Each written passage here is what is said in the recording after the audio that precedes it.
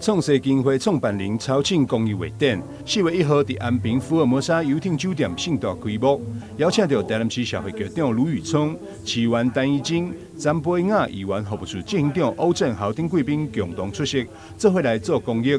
开幕！哇，掌声鼓励我们的福尔摩沙游艇酒店的公益画展，开幕茶会正式开始。所有的现场的画作呢，都是我们曹会长呢一笔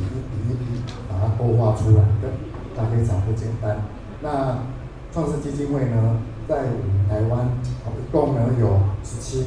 家的这一个院所，那现在要加1了，就是呢花莲院所也将要呢来成立，尽一个企业社会的一个责任那也能够协助到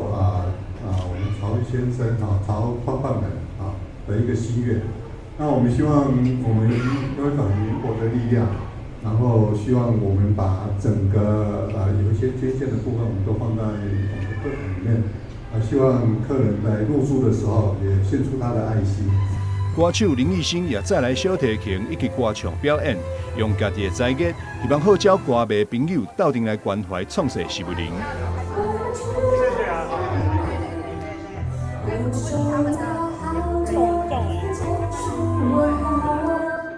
创世所服务的徐美玲，真侪艺名拢是来自清寒的家庭。而这次画展预备经费，就是要用来筹建创世第18间安养院。第18个安养院在偏乡，那我们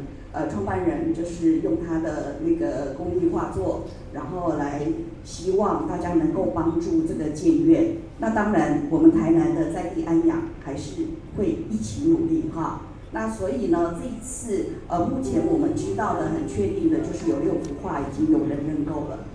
伫画展开幕这天，创世男儿也当场预备出6把画作，分别是曾子南文化基金会执行长范思云、南台头家娘协会会长洪庆惠等善心人士的爱心。另外，嘉安幼儿园园长陈春凤也捐出1万的善款，协助创世基金会作为照顾清寒徐美玲的经费。记者张秀仪采访报道。